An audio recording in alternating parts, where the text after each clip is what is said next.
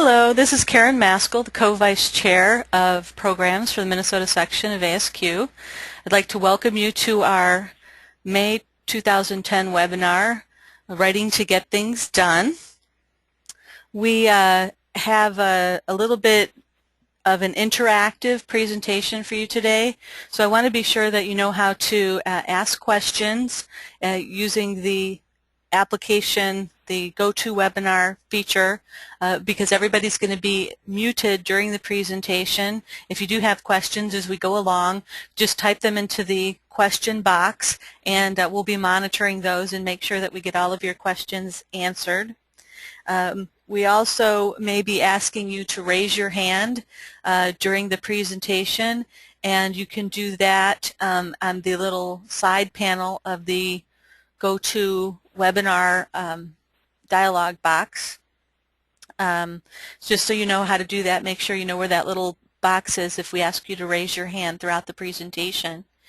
And also, hopefully you have received and have printed out the handout because Stu will be asking you to make some notes and write some things down as we go along and make this a more meaningful presentation for you. Stu Tanquist, our presenter today, is an active member of the American Society for Training and Development, as well as the Professional Association for Computer Training. He's presented at a variety of ASTD, National Leadership and Tech Knowledge conferences, and he's also written 2 best-selling ASTD info lines. He has more than 20 years of experience in the learning and development field, and expertise ranging from a professional trainer to strategic level director for training and development. He also holds 3 degrees, including a master's degree in management.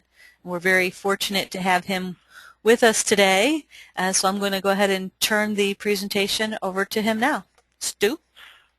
Great, thank you, Karen, and welcome everyone to Writing to Get Things Done. I'm excited to facilitate this productivity boosting session, and as Karen mentioned, this is going to be an interactive hands-on session, so we'll have some fun as we go along. First, I'd like to begin by making a bold prediction. I'm going to predict that this will be one of the most valuable and productive training sessions that you've ever attended, ever. In fact, I'm going to predict that by the end of this session, most of you will agree with that statement and you'll be excited to begin applying your new skills as soon as possible.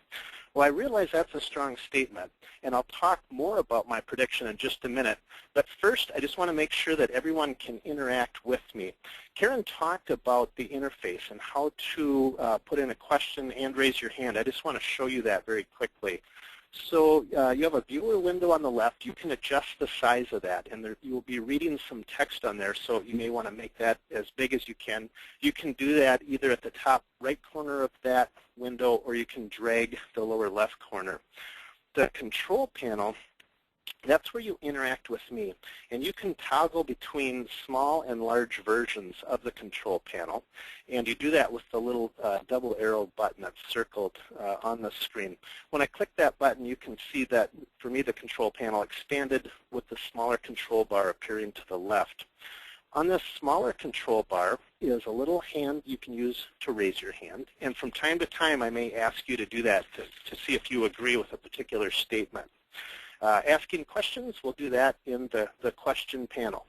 So I'm going to minimize that control panel, and let's just do a quick interactivity check. If you would, please, I'd like everyone to raise your hand. So let's see how we do there, and starting to see hands go up. So again, that's the little icon with the hand. So Betty, there's Darren, thank you. So wait a minute, Betty, Karen, Laura, and we may have a couple folks who have their hands full with something else at the minute, so thank you very much. All right, also, if you don't have the handout, I've pasted a link to that in the text chat window, and I would, if you haven't printed it, I would encourage you to do so. I've got blanks to fill out as we go through the session, so you can fill in the blanks and follow along And if you have any challenges with how to use the interface or how to access the handout, please put a question in the question box, and Karen will be monitoring that. All right, let's try one more thing. I'm going to put a poll on this screen, and we'll have a few of these as we go along. And so let's see. I thought I was going to put a poll on the screen.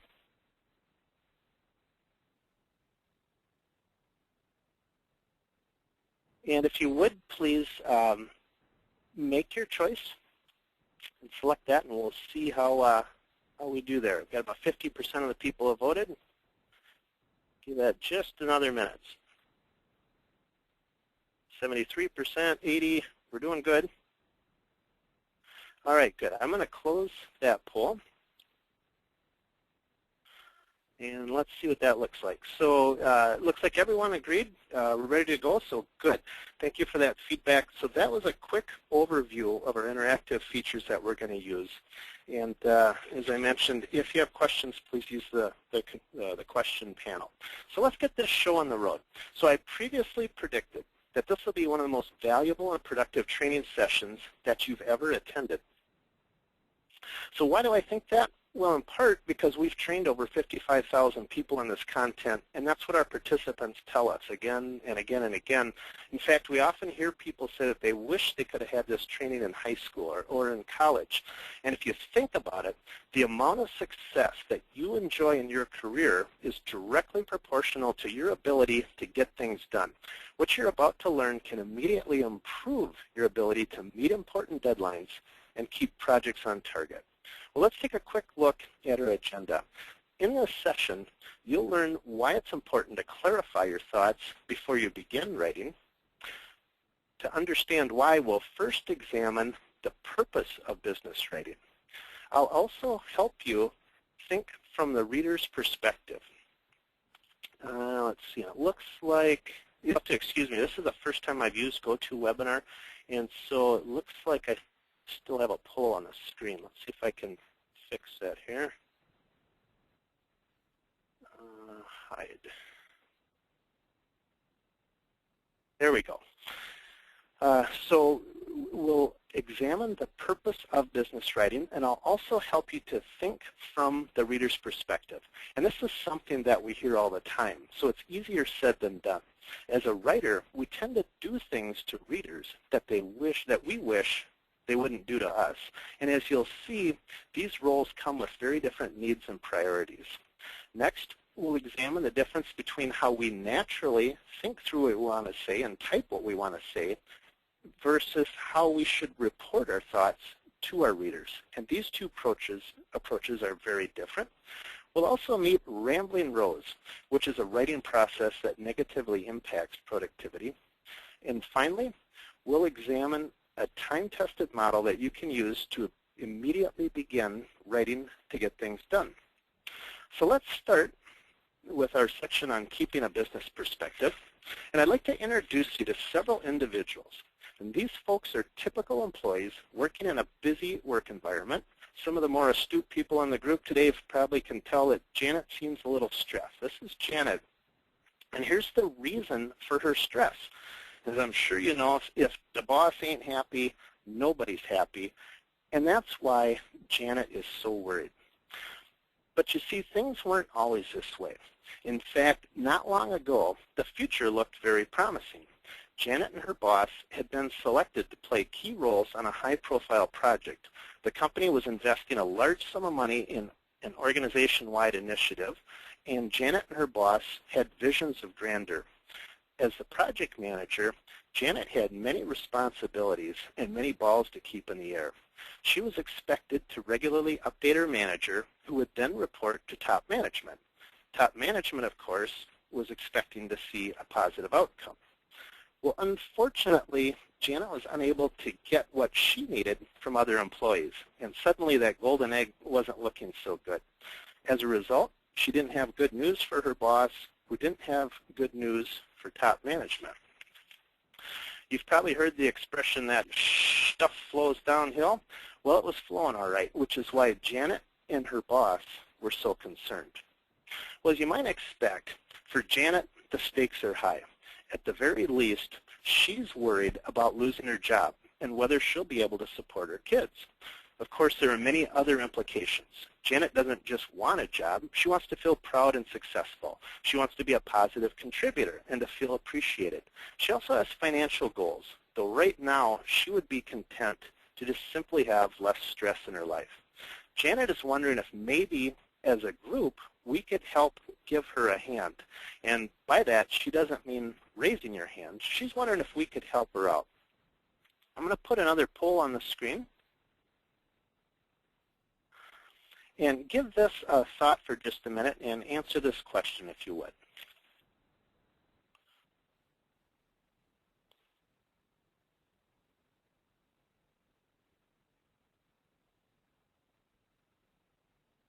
And we have about 60% voting. All right, good. We've got, looks like the vast majority of you ready to step up to the plate. A couple unsure, so we'll see how that plays out as we go forward. So thank you for doing that. All right, so since you were willing to help, let's jump right into an activity. Here's what I'd like you to do. I'm going to ask you to write an email to Janet's boss and to actually pull out a piece of paper and do that. That could be the back of your handout if you don't have a piece of paper handy. The reason we're doing this is later in the session we're going to critique this based on the principles that you learn in this session. So this is a great example of before and after, how we normally write versus what you learn in this session. I think you'll see the value of what we're covering. So let's talk a little bit about what this email will be. We're going to do it on paper. You can do 2-3 paragraphs. We're writing to Janet's boss, and you can assume that you have clout with her boss. He or she trusts your opinion. In your email, please try to be as persuasive as possible. You're trying to help Janet keep her job. And so in doing so, let's include 3 to 5 examples of what a great employee she is, or why the company should keep her on or keep her on this project. And you can, of course, use creative license. In fact, you're the only one who's going to read this. So, so do as you will. Please be sure to offer the boss the opportunity to elaborate on your email, either in person or over the phone. So include that as well. You're giving reasons and you're offering to talk more about it. And then finally, remember that this is an email. So you'll need a subject line. So as you would with an email, just structure it like that. Subject line, 2-3 paragraphs, and those reasons. If you have questions on what to do, please type that in the question box. Otherwise, let's go ahead and get started. We'll take just a few minutes to do that.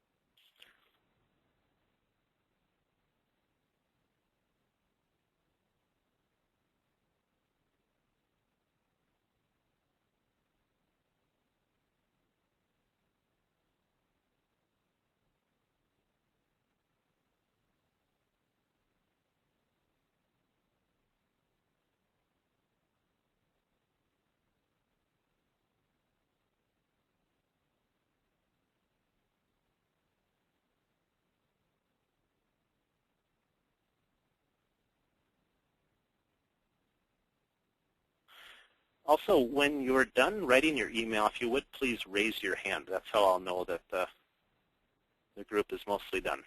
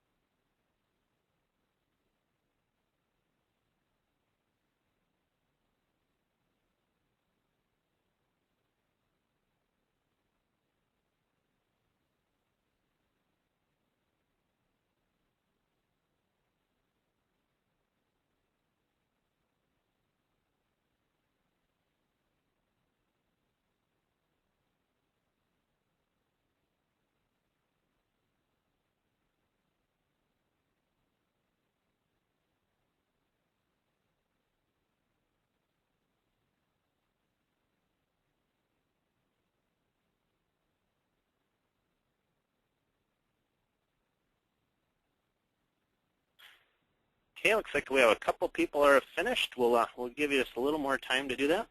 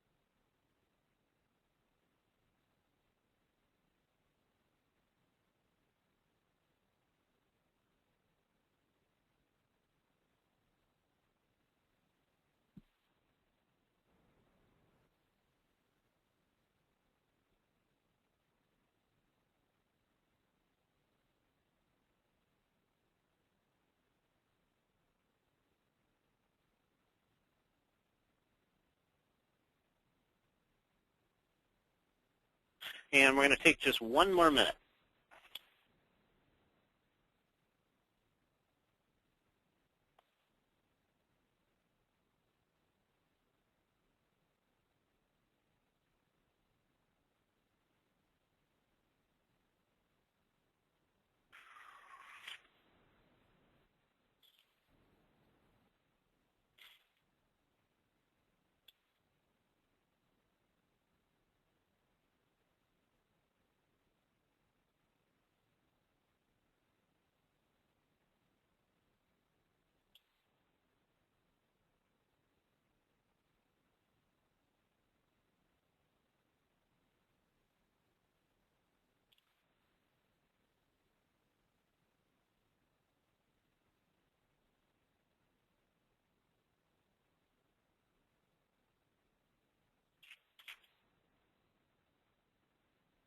All right, our minute is up. So thank you for taking a few minutes to help Janet keep her job.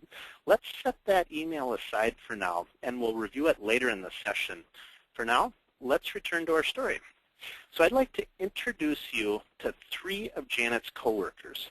They are Larry, Curly, and as you might expect, the third person is Maureen. Though Janet really likes her coworkers, she's frustrated with Larry, Curly, and Maureen because they've not been responsive to her email requests. They've had plenty of face-to-face meetings, and they all seem to be in complete agreement about their individual responsibilities, yet some of the things that need to get done just aren't getting done. So Janet has decided to redouble her efforts. She composed a thorough email detailing exactly what needed to get done and sent it off. And then she waited and waited and waited, but nothing got done.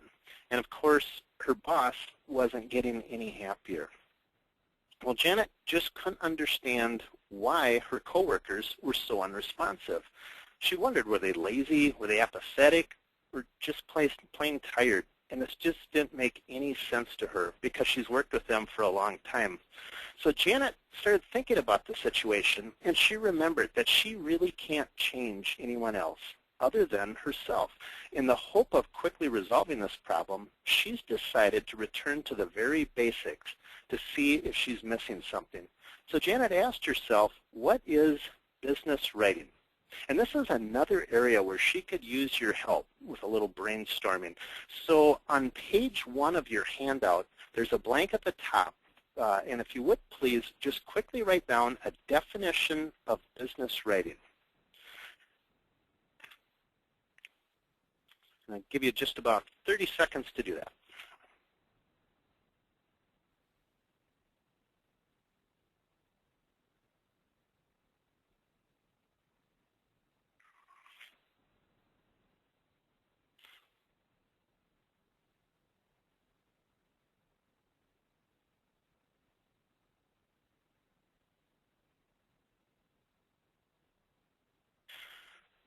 Okay, well, if this group is typical with other groups that I've worked with, you probably said things like business writing is very focused, it's clear, that you are communicating information, that you are sharing information, and so forth.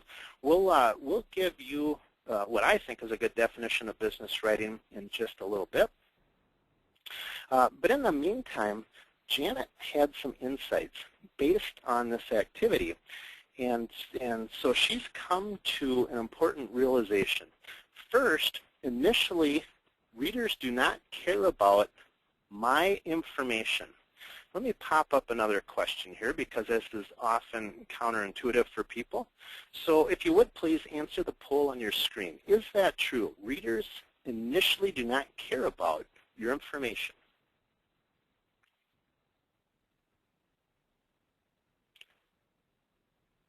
Got 50% voted.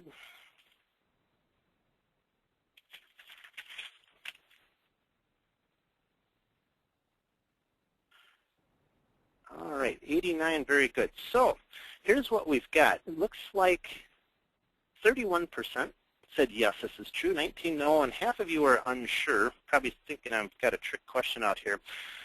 The idea that readers initially care about our information is a writer's thought.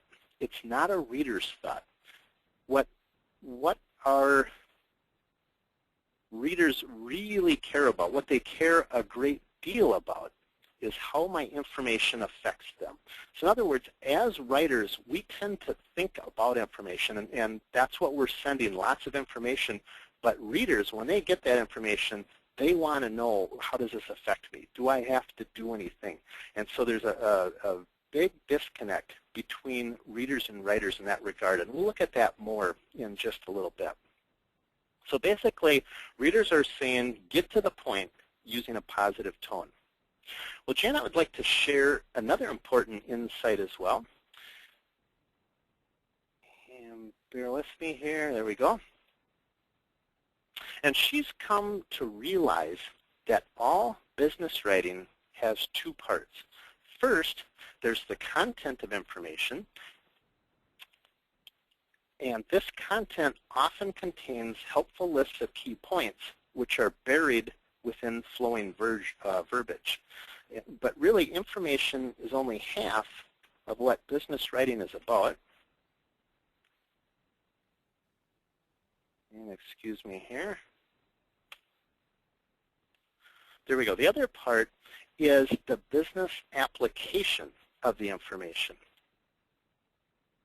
And so when we say that readers are initially concerned about how your information affects them, this is what they really want. This is what they're asking for. Well, based on these insights, Janet has made an exciting discovery. In fact, she now has a functional definition of business writing, and she's so excited about this definition that she wants to share it with the world. So business writing is a tool for getting things done. And isn't that why we write at work? Well, of course, Janet has some very important priorities of her own, and there's potential consequences, both positive and negative. And so people are relying on her to get things done, and she, of course, wants to get things done. So this definition for her is very helpful. I have another question for you, and let me pull this up. So if you would please answer this question. Whose idea is this? The idea that business writing is a tool for getting things done. Is this a reader's idea or a writer's idea, or are you unsure?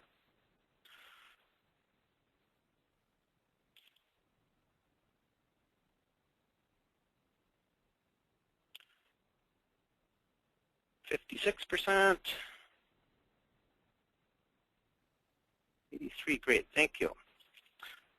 So let's show our results here. So 13% said it's a reader's idea, 67% the writer, and 20 unsure. It should be the writer's idea, and I hope you come away with today that it should be a writer's idea for you. But typically, in today's workplace, writers, as we said, are primarily focused on sharing information rather than the business application.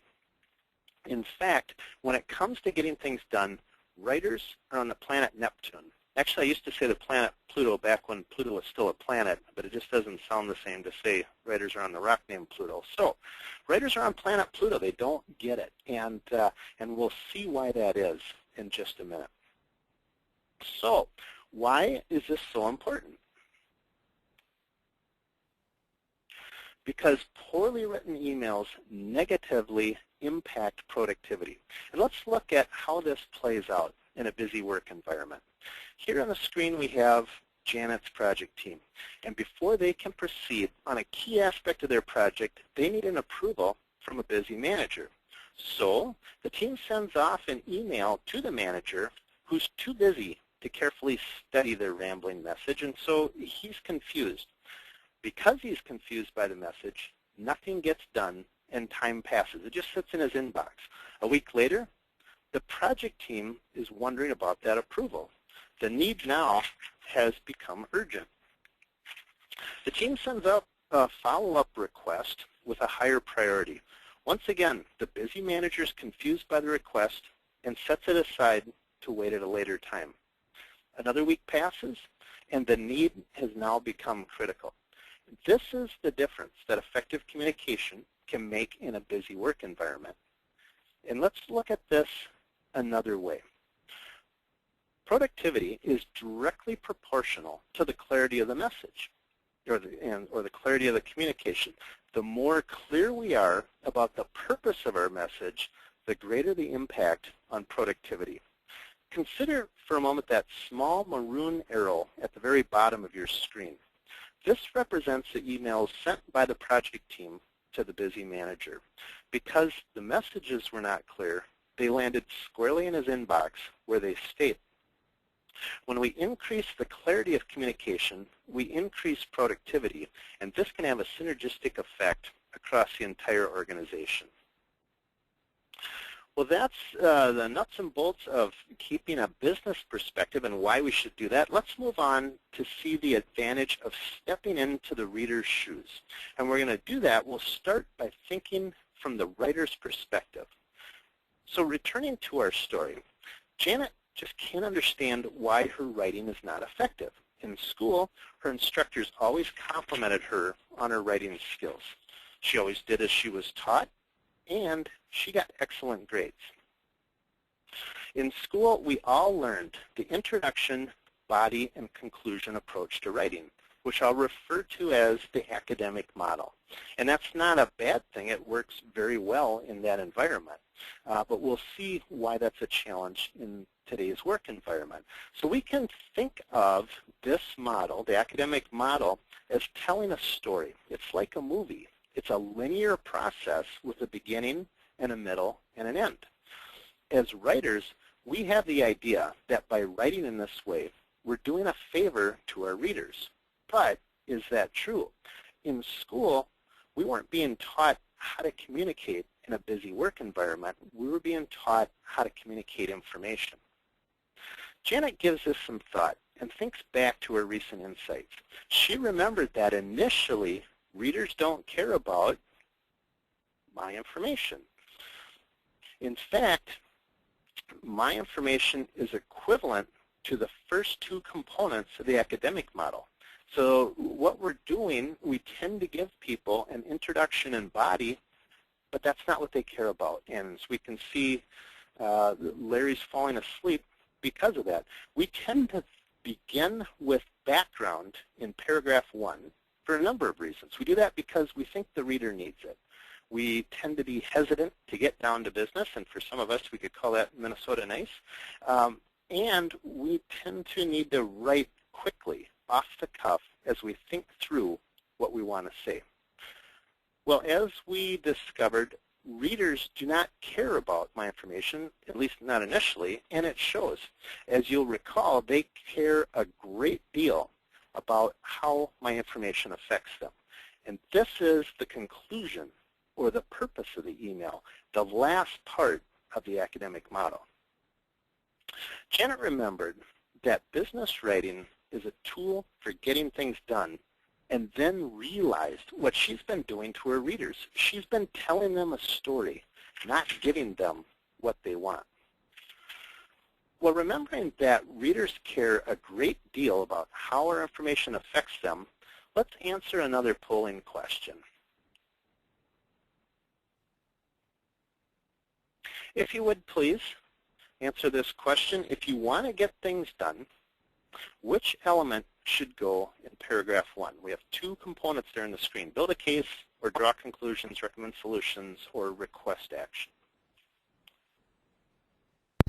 Stu, while we're waiting for them to finish the poll, we have a question here. Maybe you can think about the answer and how you'd respond. The question is, for a technical report or scientific report, is the academic model preferred, or would the business model that you're talking about be preferable? Excellent question, and we advocate the business model for the simple reason that that report is being written for a reason. And so maybe there's not something that needs to get done, but there is a conclusion. There's a finding, and so we advocate changing how you structure those reports, because, well, think about it. When you read something, you typically want to know the bottom line. Whether that's a business email or whether it's a technical report or science report. If you look at, say longer reports, you tend to have an executive summary, and I think most people appreciate that. You get the conclusion right up front before having to read through all that detail. So great question. Okay, so let's take a look at our poll results. So 13% said build a case first, 63% draw conclusions. Excellent, and that's what I was looking for. And let's take a look at how that plays out here. So paragraph 1, if we look at the graphics at the bottom of the screen, you can see the difference. In the academic model, where we do introduction, body, and conclusion, the conclusion's at the very bottom.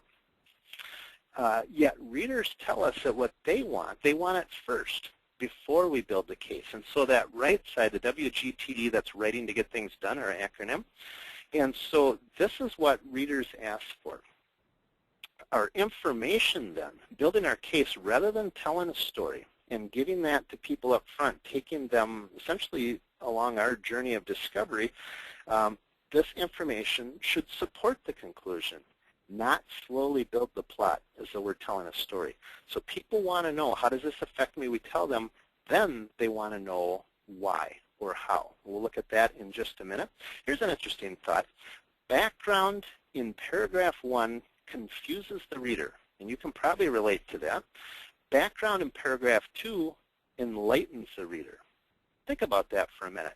Background in paragraph 1 confuses the reader.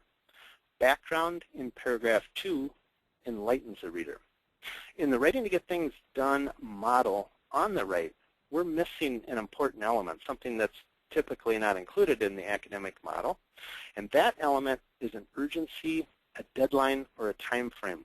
Remember that at work, things are time-driven, and so this component, though irrelevant in the academic environment, is vital to getting things done in a busy work environment.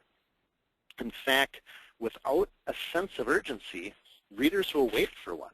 Deadlines establish accountability, and they serve as a call to action. We'll talk about this more in just a minute, and we'll see how that plays out from the reader's perspective. So as we've seen, writers tend to avoid the reader's needs and instead inundate readers with background information. Well, let's see if we can get a better understanding of the reader's needs. Janet's decided to imagine what life might be like for her readers. And of course, that's easy to do because she's both a writer and a reader.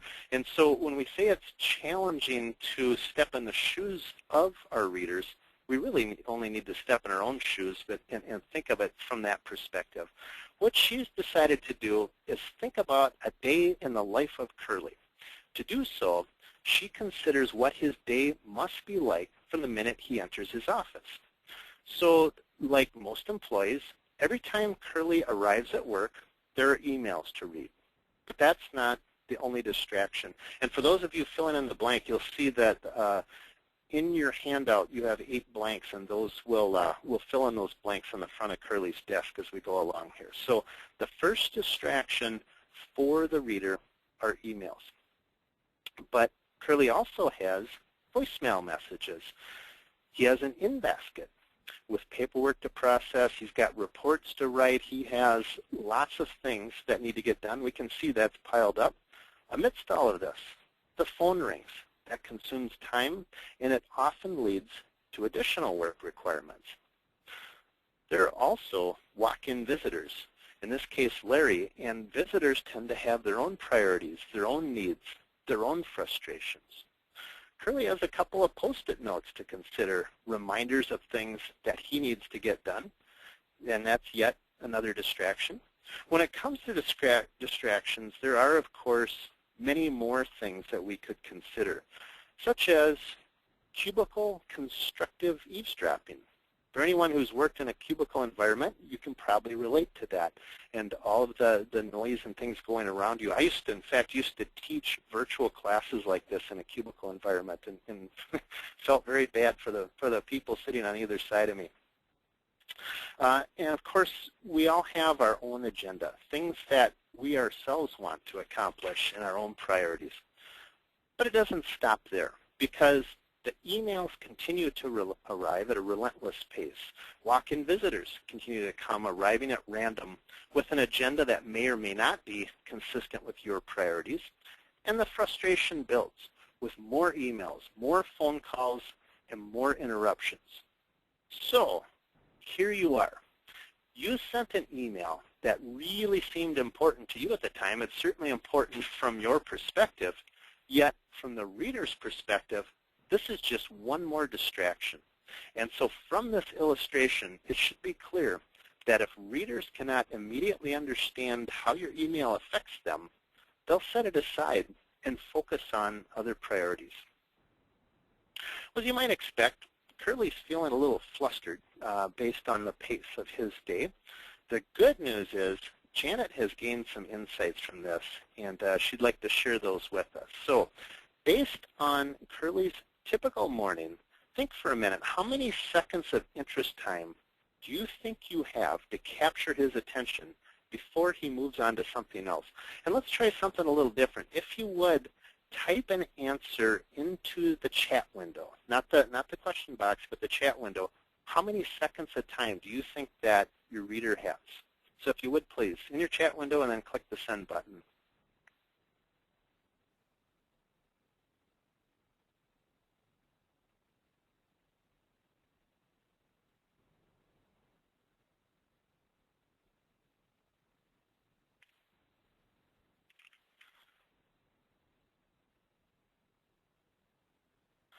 All right, and I don't know if this is on my end. I'm not seeing anything come in, but that's all right. Well, I'll share with you what our experience is, and that is we have about 3 to 5 seconds, or until the reader reaches the end of line 2, whichever comes first. In other words, someone who is this busy with that many distractions, that many priorities, you don't have a lot of time. In a busy work environment, we don't have time for literary appreciation. We don't have time to follow your stream of consciousness, to read through your thoughts that help you process the email and your thoughts.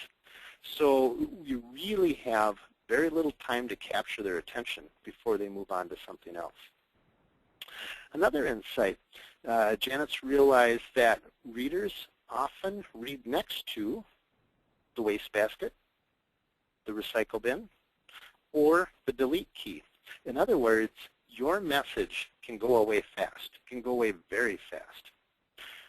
Also, readers often view in-basket documents as an interruption.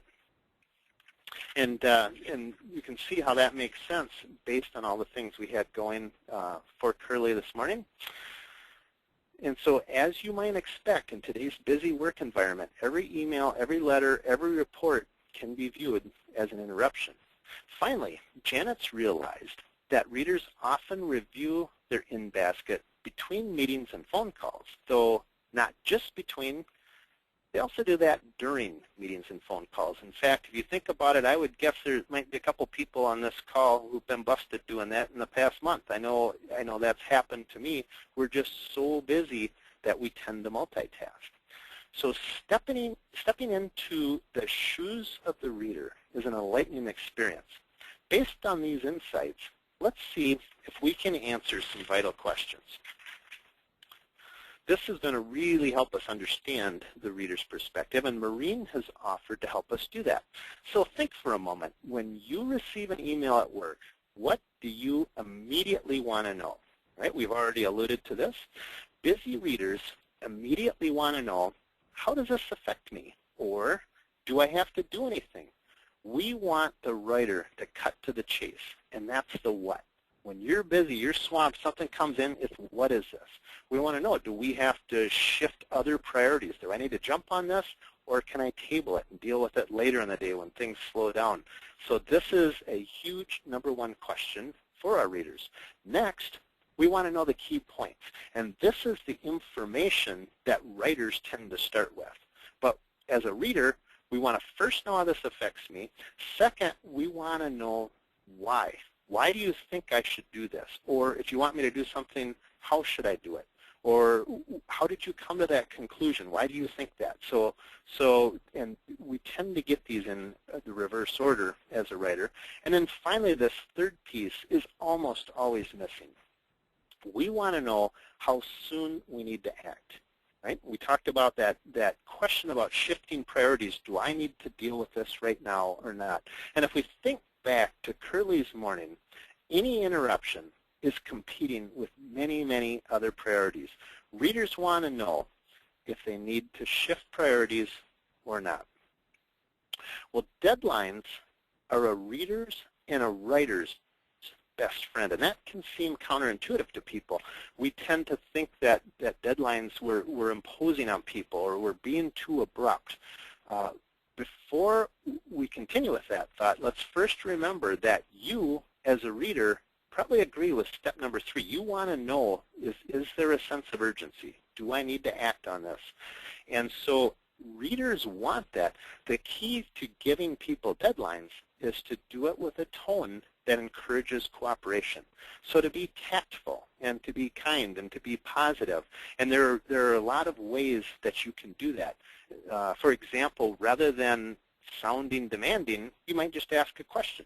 Would it be possible to get this report by Friday? But then follow that up with a reason.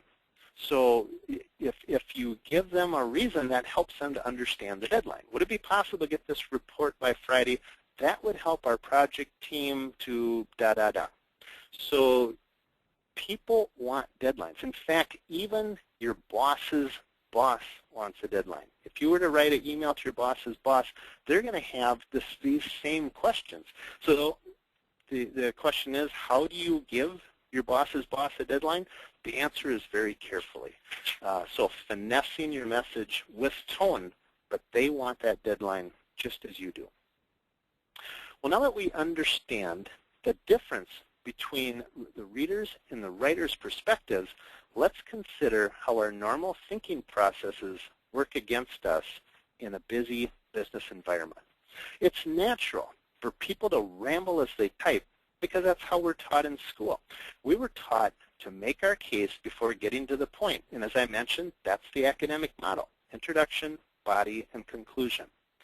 We're taught this approach in school, and it's been modeled for us our entire lives. It's probably how you've always written. It's how your boss writes. It's how your colleagues write, and that sort of thing. And so it is very natural because it's how we think. And so we tend to write as we think. As I'm sure you know, the key to getting things done is to turn this model upside down. We just agreed that when receiving an email, people immediately want to know how it affects them. Here's a simple phrase to remember. Put what you want to get done in paragraph 1. I'll say that again. Put what you want to get done in paragraph 1. You then make your case with supporting reasons. That's the why or the how. And then finally the when. We conclude with a time frame, a deadline, or a sense of urgency, again, using a tone that encourages cooperation. Well, from this, what we call the business model, we can consider a couple more insights. a good thinking process, right? That's how we come to our thoughts and how we typically tend to write. A good thinking process is rarely a good reporting process. So that's great if that's how we think through and get to our own conclusion, but that's not what readers want. It's too time-consuming and it's confusing. If you prefer to continue processing your thoughts as you always have, that's just fine. You could also be more deliberate and clarify your thoughts before you write, and in fact, you can save a lot of time in doing that, but we don't have time to cover that today. But it's perfectly appropriate to write as you always have. What we want to do, though, is restructure the message before we send it out. So the second key point to remember then is that a good reporting process begins with the bottom line of the thinking process. So as we think through our thoughts, we come to our conclusion. We become clear on that. When we send the message, move that up to the top. And so that is the reporting process. And so this is the process you use, or let me put it another way. The process you use to become clear on the content is not the same as the process you use to communicate that content. This is what our readers want, as we just saw. It's what you want. And when we give it to them, we're more likely to get things done. Well, let's jump ahead on our agenda, and we're going to meet Ramblin' Rose. And so it'll help us understand this issue better if we consider this writing process. We call it the Ramblin' Rose writing process. This is where people type their rambling thoughts as they think through what they want to say. This puts a burden on readers because they have to wade through this stream of consciousness to discover the real purpose of the message. And as you might expect, when busy readers struggle to figure out what needs to get done, things don't get done. Well, let's take a look at this Ramblin' Rose writing process and to see how that works. So typically, you as the writer tend to procrastinate to the nth hour. Then you sit down, bang out the draft, then read it, rewrite it, read it, rewrite it, look at the clock and panic, do a spell check, end with, if you have any questions, please don't hesitate to contact me. You'll notice that has no sense of urgency or any type of timeline or deadline. And then finally, we send it off with the hope that the reader will figure it out. And the result of this process is that the purpose, the conclusion, tends to get buried in the most difficult to find place in the email. We'll see a real-world example of that in just a minute. Well, with these new understandings, Janet sits down to write another email to Maureen. But this time, she immediately recognizes the problem. Janet sees that her opening paragraph is a starting block for Ramblin' Rose. Rather than giving Maureen the information that she most wants, Janet is typing a stream of reasons that eventually lead to the conclusion. That is, what she wants to get done. But from Maureen's perspective, this is a lot to decipher, trying to figure out what that is you want to get done. Let's look at a real-world example to see why this approach to writing is such a challenge. So Ramblin' Rose plays the game of let the reader figure it out. Now, before we look at this example, as you'll recall, earlier we concluded that you have 3 to 5 seconds to capture the reader's attention. So with that in mind, let's try an exercise. What I'm going to do is I'll put a timer in the upper right corner of the screen. And so when I start the exercise, you'll have exactly 5 seconds to read the email before it disappears. So let's just do a quick practice run so you can see how this will work, and then we'll look at the real email. So I'm putting the counter on the screen. There it is, and you'll see it progress all the way to 5. And here we go. And so once we get to 5, that email is going to disappear. So this is simulating you, the reader, having 5 seconds to read this email. So let's go to the real email. I'll put this full screen to make it easier to read here. And you also have this in your handout. And so I think that's on page 5, if I remember correctly. This is actually typical of many of the writing that we see in corporate America, we get lots of writing samples from our clients. And so let's assume that this is actually from Janet. And so if you would, please raise your hand to let me know you're ready to begin, and I'll go ahead and start the counter.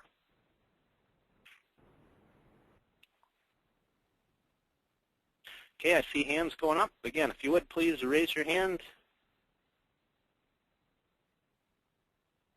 And here we go. That was 5 seconds. That goes awful fast.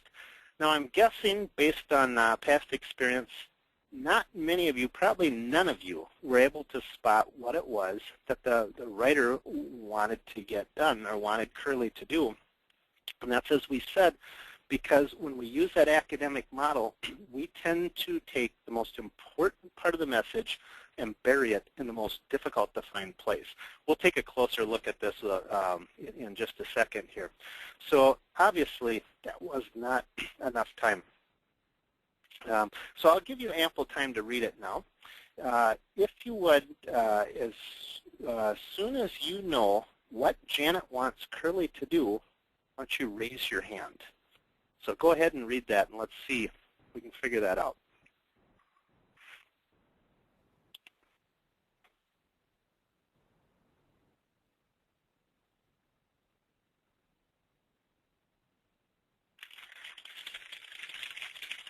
Okay, John, looks like you found it.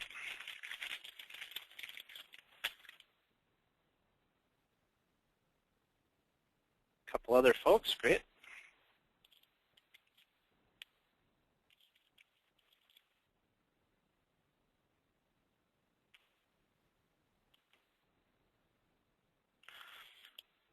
Okay, I know that was kind of a painful exercise to have to read all that, but I think you'll agree you've probably received emails like this, reports, letters, and so forth. They're just painful, having to read through that stream of consciousness, trying to understand what it is that the writer is trying to communicate. Well, let's look at some of the challenges with this email. All right, first of all, that purpose, what we were looking for is, as we said, it's buried. It's actually in 2 places. So really what Janet's asking, she wants to bring John here for the class, and she needs approval for that. And so obviously there was a lot of background information that we had to read through to get through to that point, just to answer the simple question, how does this affect me? Buried deep within the first paragraph is a list of hidden alternatives. And as you might imagine, this email would be much easier to read if this information was explicitly organized as bullet points under a forecasting sentence. The second paragraph also has a hidden list, in this case, a list of reasons. Also, there's no deadline. There's no sense of urgency, which, as we talked about, is a call to action. And so the reader, Curly, isn't going to know when this needs to get done. Do I need to act on this now? Can I save it for later? And of course, if we set it aside, it's easy to get lost in the pile. Finally, the subject line is vague. When receiving the email, the reader has little idea as to what it's about. So for example, it could be that the writer is suggesting that we order donuts for SNA and bulk data training. We have no idea. All we have is a topic. And so in a little bit, we'll take a look at forecasting subject lines, and I'll show you the power of using those. Well, as writers, we tend to think that we're being helpful by putting background information first. And I can tell that the writer of this email has a logical mind, which is great for that thinking process. But to write a better email, we need to think and write from the reader's perspective. Well, talk about a wake-up call. Janet's just realized her mistake, and she feels horrible about what she's been doing to poor Curly. With only 3 to 5 seconds of interest time, it's no wonder that things haven't been getting done. And of course, her boss isn't getting any happier. Well, now that we understand the fundamentals of business writing, let's look at how we can structure our message to help our readers get things done. all business writing fits into one of three models, and in the time we have today, we'll look at one of these models. As you increase the amount of detail in your writing, you move from Model 1 to Model 2 to Model 3. And so shorter messages are in one. The Model 3 covers any length. It could be a 100-page report, and it works beautifully for that. But Janet has correctly identified that based on the amount of detail in her report, we should use Model 2, and we'll show that to you, and we can see what that looks like. So let's look at a rewrite of Janet's last email. So I'm going to pop this up on the screen. If you would, I want you to look and see if you can tell, based on this email, what Janet wants Curly to do. As soon as you see that, please raise your hand. What Janet wants Curly to do. Oh, I'm sorry, I misspoke. This is actually, if you would take a look at this in your handout, it's on page 7. So read that on page 7 and then raise your hand.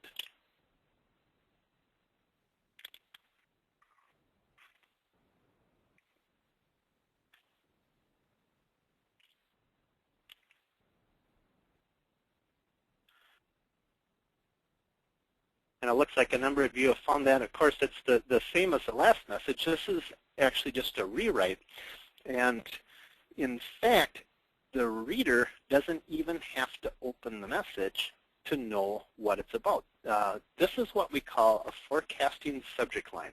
So rather than just getting a topic, this subject line communicates the bottom line before you even open the email. Forecasting subject lines turn readers from passive to active, and they bring them into paragraph 1 with an inquiring mind. So they're very powerful. And think about it from your own perspective. Which would you rather get, a topic subject line or a forecasting subject line? And of course, we want to know, how does this affect me? And we can tell that right away with that subject line. Then we look at paragraph 1, which gets down to business right away.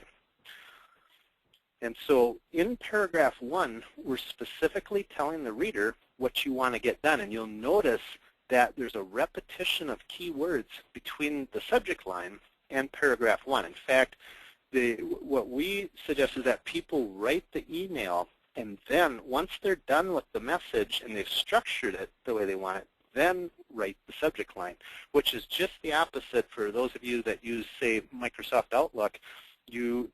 If you toggle down, you hit your tab key or move down, you go to the subject line before the message, and that's backward. That's why we end up with so many topical subject lines.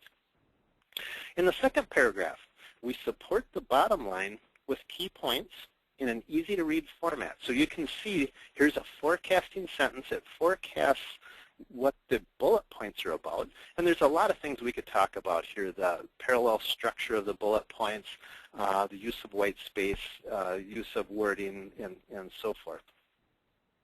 And then finally, there's an urgency, but notice how that's structured. That has a tone that encourages cooperation, so it's not demanding, it's not imposing, it's saying, I would appreciate receiving your approval. And then there's that reason we talked about, the reason why you want that approval. And that makes it so much easier on the reader. Basically, what you're doing is helping them to get this task off their plate, to get it out of their inbox. You make it easy for them to get things done, which of course helps you to get things done. Remember that work environments are time-driven, and without a deadline or a sense of urgency, things don't get done. Also, when thinking about tone, just think about how you can make it easy for them to say yes. And obviously, a first step is just being positive and being friendly and being kind. Well, based on what we've learned, it's time to evaluate that email that you wrote to Janet's boss at the start of this session. Please remember that Rambling Rose, if present in your email, it's not a reflection on you. This is the process of the masses. This is how we naturally think and write. So if you have a rambling message, don't feel bad about that. What I'm going to ask you to do is critique your own email and to score it from 0 to 6 points based on the content or the principles we've just talked about, and let's look at those 6 different points. So first, did you clearly answer the question, how does this affect me? Because that's the first thing we agreed that our readers want to know. So did you do that in paragraph 1? When I gave you the exercise, you were instructed to include 3 to 5 reasons why Janet should keep her job. And so in giving those reasons, did you organize them under a forecasting sentence, ideally as a list of bullet points with a sentence that forecasts those points? Did you include a deadline or a timeline or a sense of urgency? Remember that we asked you to suggest the manager contact you or that you'd be happy to talk more in person or by phone. And it could just be very simply by making up a deadline. If there isn't a real one, we can make it up, and that helps move action forward. So it could be a simple suggestion that, could you contact me in the next week? I'd love to elaborate on this, or something like that. But that sense of urgency makes an important and a significant difference. Also, point 4 then, did you include a reason to support that sense of urgency? So why? And then finally, the last 2 points, your subject line, did that forecast the business application of the email, or was it just a topic? So in other words, could the boss tell from the forecasting subject line or from the subject line, how does this affect me? Could the boss answer that question? And then finally, I'm assuming most or all of you got this one. Is the tone positive, friendly, and professional? Okay, so if you would score your sheet, and what I'm going to do is pop up a poll and ask you to rate your answers. So on the screen, we just have 0 through 4. I almost never get somebody with a 5 or 6.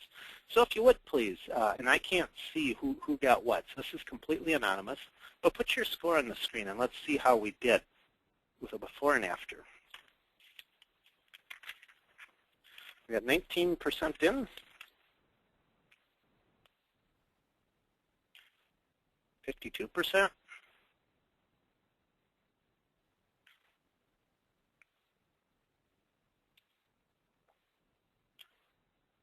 62, getting close. All right, great. We got 86. So I'm going to close this, and let's take a look at the results. Okay, so and if anybody did get a 5 or a 6, congratulations. We can't see that on this poll, but it looks like the vast majority of you got 1, 2, or 3. So obviously, opportunities for improvement there. Many of you probably wrote an email that looks something like this, 2 or 3 paragraphs, and has that rambling look to it. And often, as we said, the purpose is buried. That may or may not have been the case with you. Look at the difference between that and Model 2 of writing to get things done. Just without even considering the content, look at visually how much easier that is to read. It's inviting to readers. So they get their question answered, what's this about, right at the very beginning. They get it again in paragraph 1. The key points are organized under a forecasting sentence. They're very easy to read and identify. And finally, it has that strong sense of urgency, or not a strong sense, but a sense of urgency, a timeline, a deadline, that sort of thing. Well, looking at this, Janet is, of course, excited. She's figured this out on her own. She's figured out how to do it, and she's starting to write this way. And as a result, she's seeing results. In fact, Curly is thrilled because Janet is making life easier. The same is true of her other coworkers. They don't have time to read stream of consciousness emails. They really appreciate Janet's clear and concise communications. When we started this session, things were looking gloomy for Janet. But now that she's getting things done, she's able to send positive reports to her boss, who's passing along the good news to top management. And as you might expect, things are looking up and everybody's happy. As you recall, Janet was also stressed about her work performance and how that might affect her life. Now that she's learned to communicate more effectively, she's seen significant changes in her work life. She feels great about her productivity and her ability to contribute to the team. She's enjoying financial rewards as well. And most importantly, she's sleeping like a baby. Well, I'm sure that you agree that what we've just learned is common sense, but not common practice. These concepts aren't difficult, but they're very different from what we're taught and for most of us, what we've done our entire life. The reason it's not common practice is that they're counterintuitive. And so making this change conflicts with a lifetime of learning and experience. And in fact, there is a true paradigm shift to do that. And we find that in order to make this change, you need to make a conscious effort to do that and continue to try to use these principles at least for the next month to help make that habit. And so the learning curve is easy. I think it's probably fair to say that you understand what we've been talking about. We tend to refer to this as the forgetting curve because of that paradigm shift. It is so easy to fall into old habits. If you don't immediately put what you learned into practice, it quickly goes away. But to help you overcome this paradigm shift, we do have some free resources that may interest you. Most notably, we publish a free monthly writing tip, and it's based on the principles of our full Writing to Get Things Done seminar. And so we have an archive of those past articles. I'll show you just very quickly how to access those, and I would encourage you to do that. So if you want to know more about, like, say, forecasting subject lines, we have an article about that. If you want to know how to take your key points and organize them under a forecasting sentence, we have an article about that, and so forth. So here is how to access that archive. This is our website, and if you look on the left-hand side, that left column, there's a link that says Student Support. I'm going to click on that, and that then brings up the page that has a number of things that are available to you. The top link is the free writing tips. That's what I'm talking about. There's also some assessments on there, and you can go through actually the entire first module of the online course. So that would be a great review for what we've covered today. So anyway, if you click that link, you'll see past articles. You'll also have the option, if you want, to sign up to receive the writing tips every month. It's one email per month, and there's one button to click to unsubscribe, so it's very painless. And the website is listed on the front of your handout. Okay. So let's continue on here. We've covered a lot, but the story's not over. Because Janet, though she's had some great insights and she's made impressive progress, she knows that she has much to learn.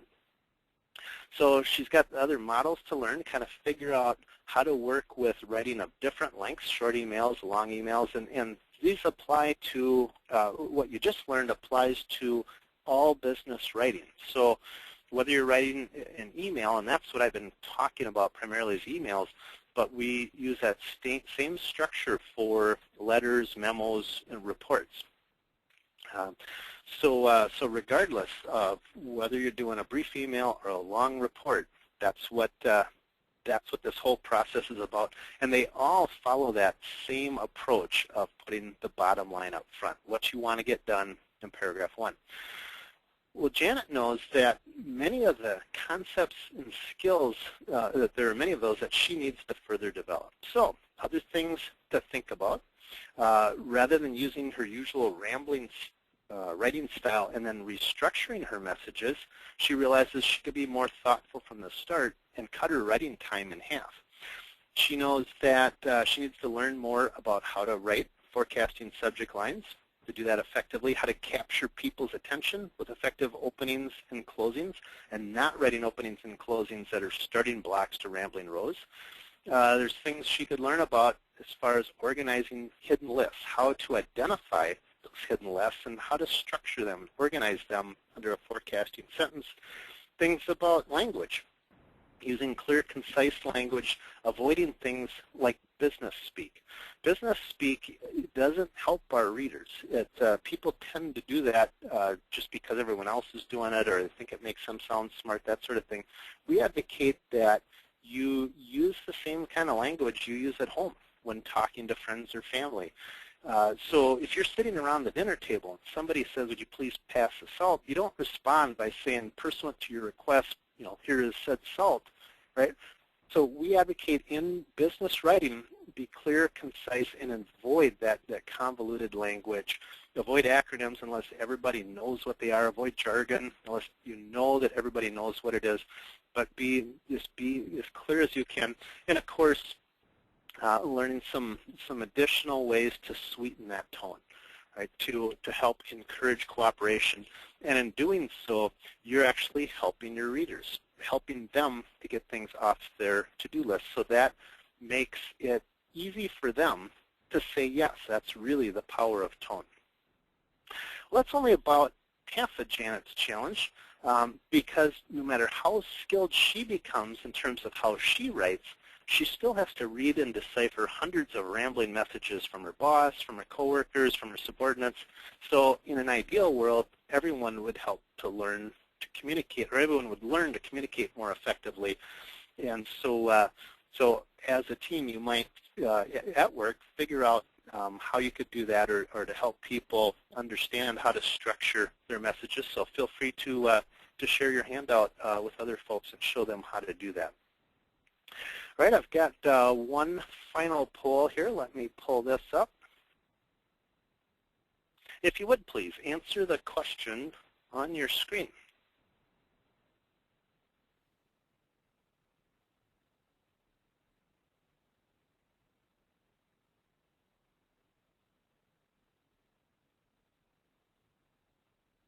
All right, 90% said yes, so very good. And as I said, I very strongly encourage you to do that, and to start doing that today.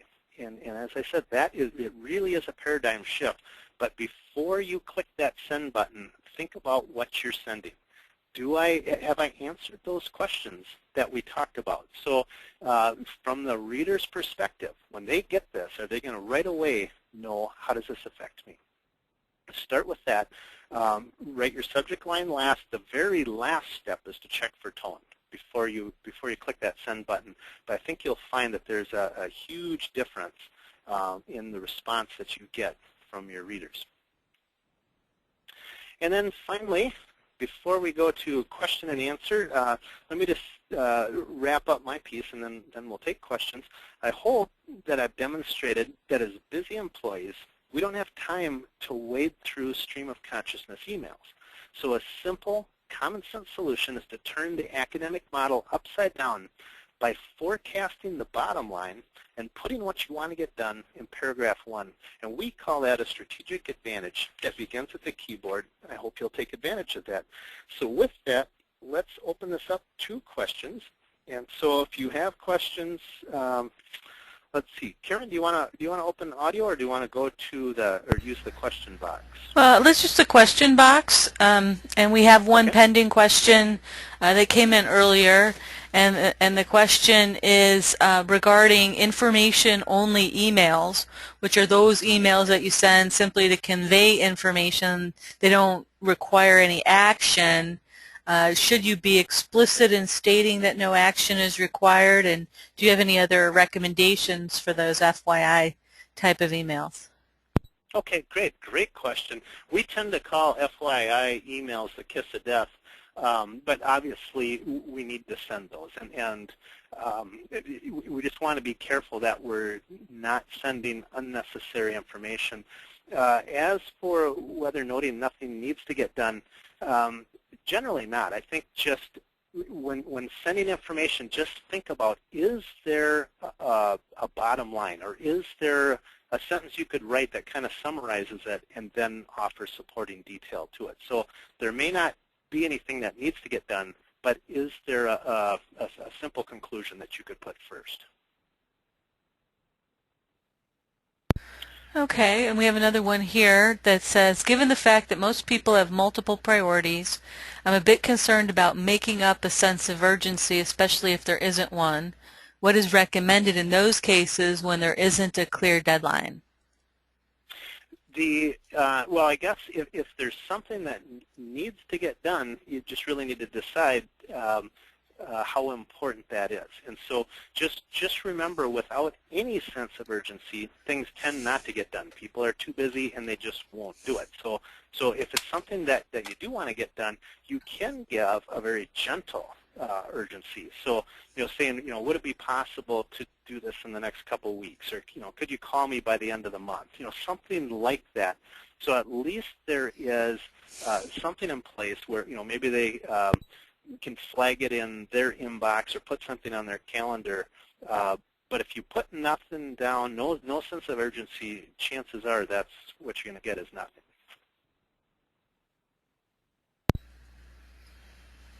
Okay, do we have any other questions?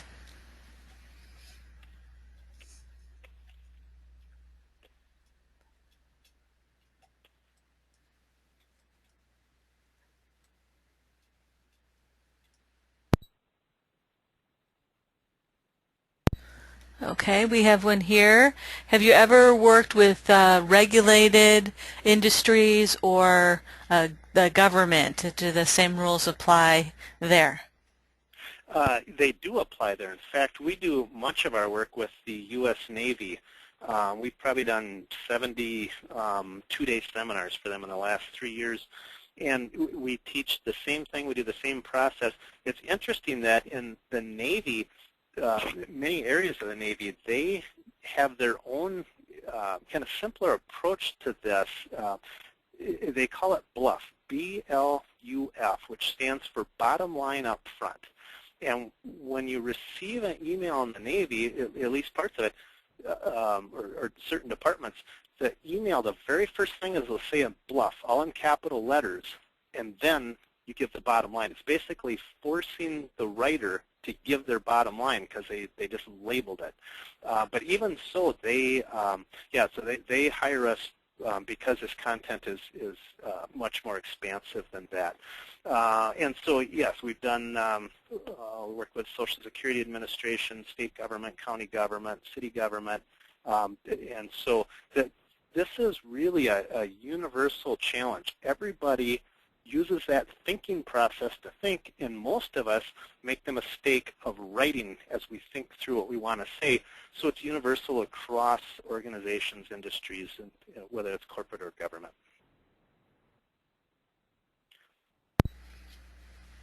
Very interesting. Any other questions? Now, Stu, this has been, it's really challenged me to think about how I present information and how that is coming across to the reader. Do you recommend things like highlighting in bold or colors, anything like that, to enhance the structure that you're talking about? We tend to avoid that, partly just because it gets obnoxious very quickly. And if you do want to emphasize something, I tend to prefer italicizing rather than bolding, because people see that. If they read it, you can see italics, and it doesn't jump out and hit you in the face. Kind of like when people type in all caps. It's, most people recognize that's obnoxious, and bolding is a very strong emphasis. And so if you want to emphasize something, I would say use italics and use that gently or infrequently. Now, that's certainly consistent with your message of tone, right? So that there's a tone to the visual image of the words as well. Yes, absolutely. And so we don't want to put off the reader, and bold, can in itself sound demanding, depending how that is used, as well as color. It's an awful lot, and people tend not to need that. And if you are very discreet in using italics, but use that infrequently, then things that are really important really do stand out. If you've only italicized one or two words or in a couple spots in a document, so then it becomes powerful. Well, I know I'm a fan of white space. I don't see enough of that. I always look at my emails and I go back and I make the paragraphs a little shorter and create a little bit more white space because I think it's easier to read, and it's not all just a bunch of overwhelming words that you're trying to get through, and it's easier on the eye, and I appreciate when people use white space. I know you mentioned that earlier. Absolutely. In fact, that's, when we compared the two models, the academic model and our model, you could see that difference visually. And that's easy to do. Make more paragraphs. One of the things that we were taught in school, for example, is that it's wrong to have a one-sentence paragraph. And that's simply not true. If you only have one sentence to say in a paragraph, say it. And you don't make something up to support it if it's unnecessary. So breaking things into paragraphs and like the bullet points are especially powerful. If you have a hidden list, that is really difficult for people to track that, keep track of those items as they're trying to read through a paragraph and decipher everything. So by breaking that out with a forecasting sentence, it not only makes that information easy to read and understand, it creates white space, which is very helpful, and it's inviting for the reader. I notice that I have a tendency to be more of a narrative writer, and when I encounter people that use the bullets, I always find that so effective. So it challenges me to use more bullets and to break things into more visually appealing space. Well, absolutely. That's we don't have any other questions. I guess the last call for questions here. And Stu, I want to thank you for taking the time to share this information with us. And it's very interesting and challenging to kind of change the way that you think and to present information the way that the receiver wants to get it. And I appreciate you speaking to our group. Well, thank you, Karen, and thanks to everyone. And again, I hope that you will make the effort to put this into practice. Give it a chance and see what kind of results you get. It took me a while myself to adjust to this, but boy, I wouldn't do it any way different now. So give that a chance. I think you'll like the results. So best of luck to anyone. I also just want to throw one final thing out. If you do start doing this and you write a message and you're not sure if you're doing it right, you're welcome to send that to me. I'd be happy to critique it for you. So my email is on the front page of the handout, and just send me a writing sample and let me know, because I do this for the students we teach in seminars and so forth. So let me know where you took the class, and I'd be happy to respond back and give you some feedback on your email. Well, excellent. Thank you so much for that offer. And everybody have a great day. And take care, everyone.